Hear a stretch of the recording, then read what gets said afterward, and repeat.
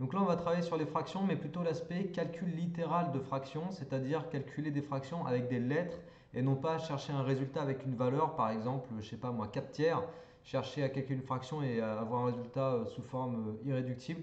Là, c'est pas l'idée. On va plutôt ici travailler sur des exercices où on te fait manipuler des écritures et démontrer des égalités en utilisant donc les fractions. Par exemple, cette application-là, on te demande de démontrer l'égalité entre tout ça et ça. Donc en gros, on te demande de montrer que ce bloc-là, cette espèce de truc monstrueux, la fraction divisée par fraction en fait, égale ce truc un peu simplifié. Ok? Donc là, il s'agit bel et bien de calcul littéral et puis tu vas voir, ça se fait très très bien. Avant de le démarrer, je te rappelle une propriété à connaître.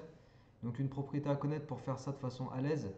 Quand tu divises une fraction a sur b par une autre fraction c sur d, ok, eh bien ça revient à multiplier la fraction a sur b par la fraction d sur c. D'accord? Diviser une fraction par une fraction revient à multiplier la fraction par l'inverse donc de la fraction qui divise. Ok, donc là je multiplie par d sur c qui représente l'inverse de c sur d. D'accord? C sur d, tu le prends, tu le mets à l'envers, ça fait d sur c. Ok? Donc je répète, diviser par une fraction revient à multiplier par son inverse.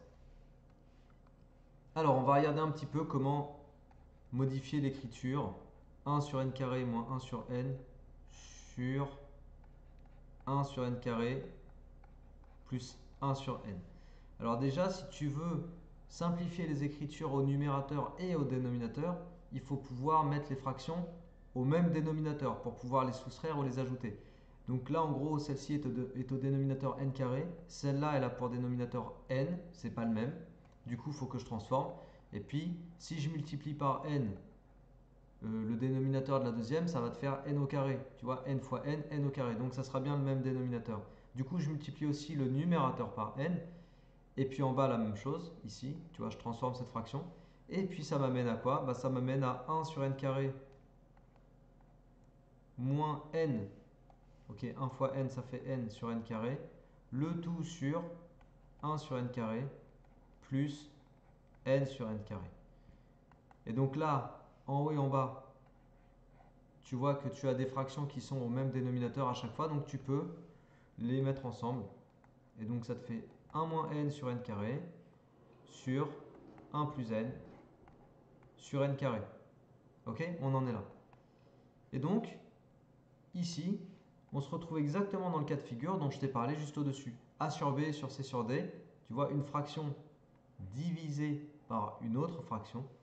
Je vais utiliser le fait de multiplier par l'inverse. Donc ça me fait la fraction du haut multipliée par l'inverse de la fraction du bas. Et l'inverse de la fraction du bas, bah, je mets le dénominateur en haut et le numérateur en bas. Ok? Donc je répète, au risque d'être un peu trop répétitif dans mon explication, mais 1 plus n sur n carré, son inverse, c'est n carré sur 1 plus n. D'accord? Tu mets à l'envers. Et donc en fait à cette étape-là, regarde, je vais juste simplifier par n carré, je divise numérateur et dénominateur par n carré. Et qu'est-ce qu'il me reste? Il me reste 1 moins n en haut sur 1 plus n en bas.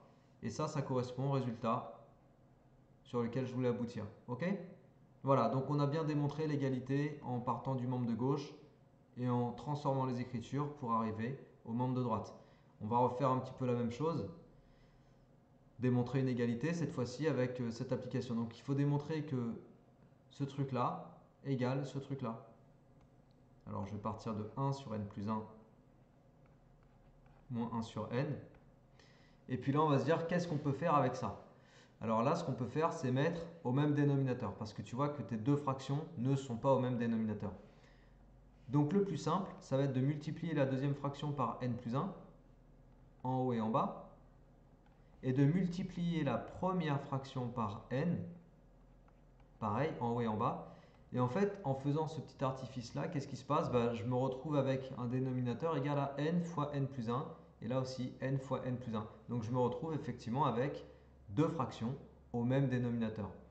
N sur nn plus 1 moins 1 fois n plus 1 sur nn plus 1. Je regroupe tout le monde sur le même trait de fraction. Au numérateur, je vais écrire cette étape-là. Et puis après, on va développer la parenthèse, d'accord? Donc ça fait n, moins 1 fois n, moins 1 fois 1, moins 1. On va simplifier ce qui est simplifiable. En l'occurrence, n moins n, ça fait 0. Et il nous reste juste moins 1 sur n plus 1. Voilà, et c'est ça qu'il fallait démontrer. Ok? Donc c'était juste deux petits exercices pour te montrer comment on pouvait traiter du calcul de fractions en littéral, c'est-à-dire avec des lettres. Et c'est vraiment une technique qu'il faut impérativement maîtriser pour plein d'autres thèmes en maths et également en physique-chimie, parce que ça, on en a vraiment très souvent besoin en physique-chimie, manipuler des écritures de ce type-là, c'est très courant. Donc voilà une technique qu'il faut impérativement maîtriser. J'espère que ça t'a plu, que tu as bien compris ce que je t'ai expliqué. N'hésite pas à te entraîner sur des exercices similaires, à partager et diffuser cette vidéo autour de toi, à t'abonner à ma chaîne si tu n'es pas encore abonné. D'ici là, je te souhaite de bien travailler, motive-toi bien et à la prochaine. Allez, ciao!